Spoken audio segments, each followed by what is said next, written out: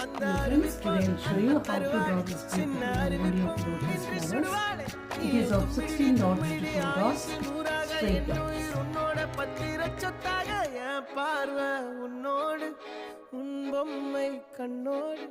பேசாமல் விண்ணோடு நாம் மிதந்து போவோம் காதாரா அடியானாலா நான் தாங்க மாரோடு வா மிருது தேரே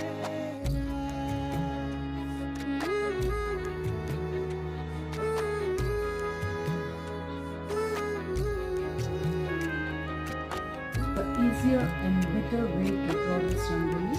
If you like such content, please like, share, comment and subscribe to my channel. Do watch all my playlists. Thank you all for watching my video.